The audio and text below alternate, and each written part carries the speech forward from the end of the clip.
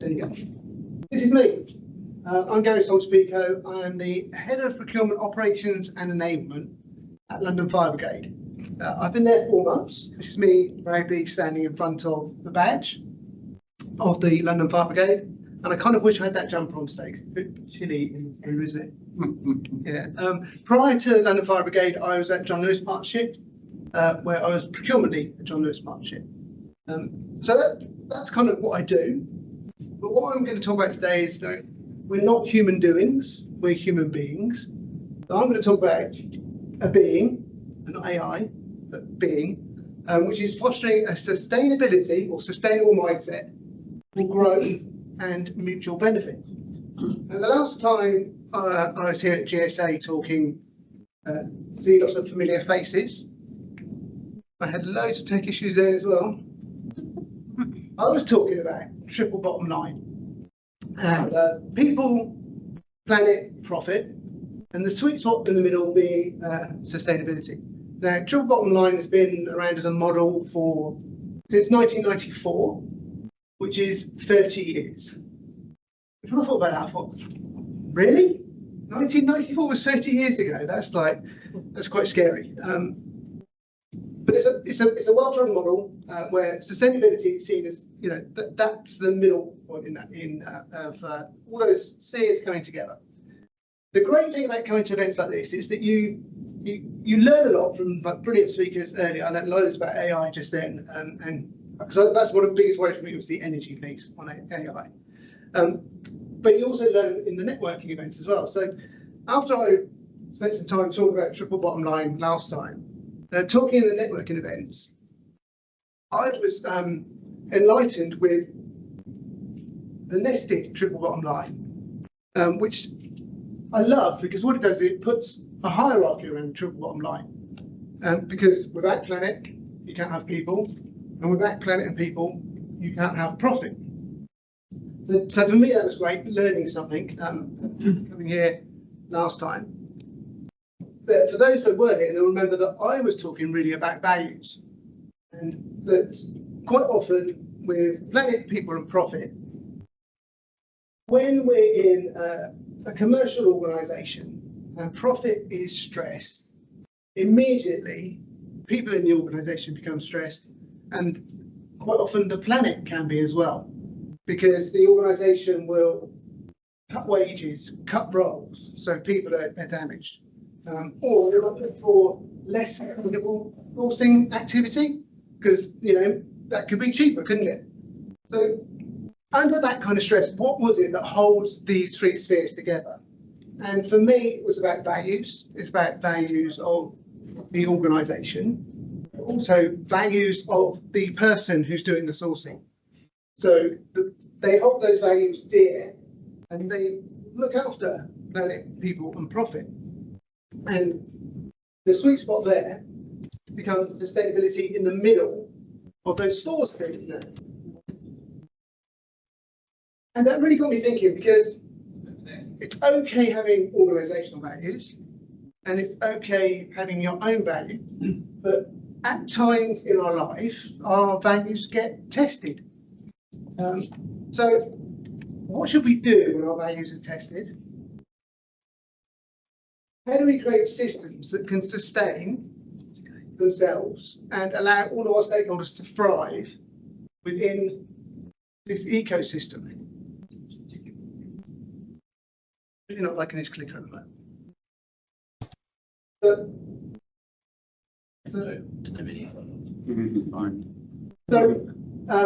This took me on a little bit of a journey. So bear with me. I'm going to try and take you on a little bit of a journey now as well. So feel free to close your eyes and go into mudra stance if you like as well. But imagine you're walking through a lush green forest. You can feel the leaves under your feet. You can hear them crunching as you're walking through the forest. The stream is running through. Animals are scurrying around. Trees are providing the shade from the sun. The animals scurrying around are collecting seeds and dispersing them throughout the forest. Can't see them, but there's microorganisms in this forest. They're decomposing the leaves. The leaves are putting nutrients back into the earth. There are fungi within this forest who are living in amongst the trees, in amongst the roots of the trees. These fungi are amazing. They have a mycorrhizal network. Communicates between the roots of the trees. When one tree in this forest is under stress, the mother tree can send nutrients through the roots to the stressed tree. This is an ecosystem working in perfect harmony. It sounds mythical, doesn't it? But it's not. I mean, it's magical, but it's not mythical. This is the Amazon rainforest. And this is an absolute inspiration for me. I mean, we're talking about AI, artificial intelligence. This is NI, natural intelligence. And this natural intelligence, I feel, has a real lesson for us as people. What the forest is doing, it's acting as an ecosystem, and it's aligning the needs and the benefits of everyone in the ecosystem. It's growth for everyone. It's helping everyone. It's a collaborative network. Our fungi are the network of feedback. And it's a real lesson, I feel, for us in the way that we act daily, the way that we work with our supply bases, we work together across public, private sector, that we can create this ecosystem and this forest. Because every action that we have will have an impact on our ecosystem. And the impact, other people's actions will have an impact back on us.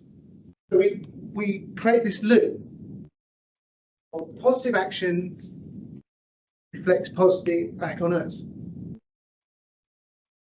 I want you to think about what does that really mean from a practical perspective.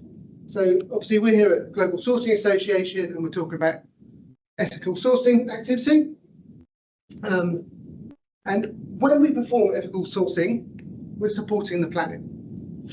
But we're also supporting suppliers' growth. A part of ethical sourcing is supplier diversity, which we'll be talking about later. When we create an ethical approach to our sourcing, we also create loyalty and quality back to us from our supply base. Particularly, you'll see that when we talk about supplier diversity, that you quite often see exceptional quality and that loyalty come back to you, which can have a really positive impact on your bottom line and your profit. That allows you then to invest more money into your ethical sourcing activity. So we're kind of creating this virtuous circle through this mindset of having this ecosystem where everything is working in harmony. As a leader of a team, a leader of a new team, some of my new team are here today, and a leader of old teams, and my old team are here today as well. So, you know, that's great for me. But what I need to say is, if I can lead a team by balancing the needs of the team and also balancing the needs of the team, the effect of that is that individuals feel valued, the team starts to thrive, the individuals feel part of a thriving team, and the team becomes more cohesive and is able to deliver both the goals for the individual and for the team. And as a leader, it just makes me feel great, doesn't it? Because I've got a well-functioning, high-performing team.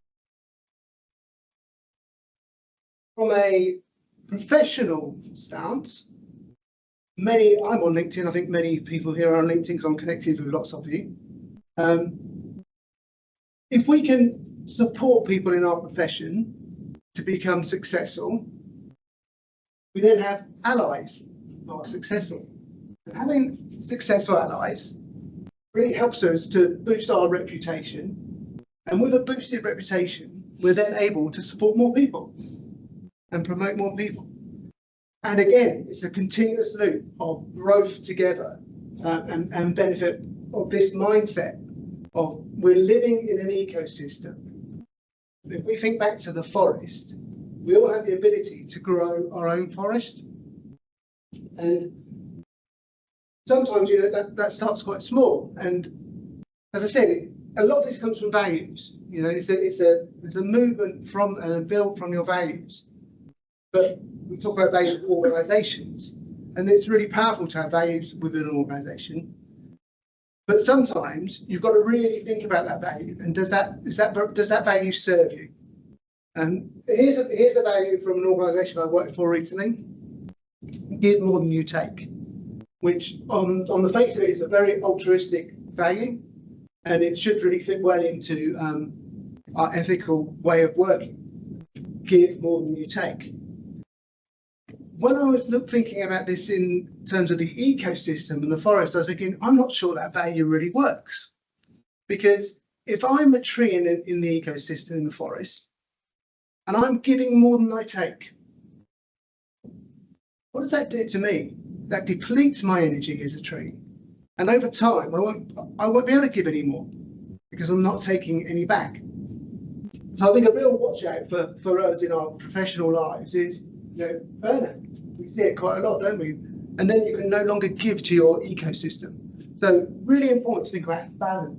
You don't want to create an imbalance in the ecosystem because that is harmful to the ecosystem as a whole. Also, give more than you take. It creates a dependency. Now, a quote I love, and I say quite often, I quite often say, teach them to fish. And by that, what I mean is, the quote is, give a man a fish for a day and he'll eat for a day. Teach a man to fish and he'll eat every day. Now, by giving more than you take all the time, you create this dependency and you're just feeding people fish. And then you walk away and they can't feed themselves. So for the benefit of the ecosystem, you want to not have people being dependent on you, and so the forest can grow as a whole. Give more than you take also is very short term, because it means that you become very insular and you're only looking inwards at your own environment. In our ecosystem, what I hope is that we start to build a forest and we can start to expand that forest, and the forest becomes bigger and better because there's growth as a whole. And days like today are really important because that's as looking outwards, not looking inwards, and hearing from other people and supporting other people and learning from other people and growing together. And the conversation we had this morning about creating a group who are going to work together and collaborate cross-functionally and across industries, it's really powerful because we're growing together. We're not doing that in isolation. So I'm getting there. What the ask is, and I really to be empowered, feel empowered that actually you can grow your own forest. Sometimes when you're working under pressure, it feels hard. It feels like perhaps other people may not be acting in a way that you want them to. But if you can think about actually, what's my mindset when the triple bottom line is at stake, and when my values are under pressure, what can I go to? What's the system that I go to? And for me, this is now, I quite often go to, what's my mindset? My mindset is my ecosystem, my forest. What can I do now to make my forest thrive?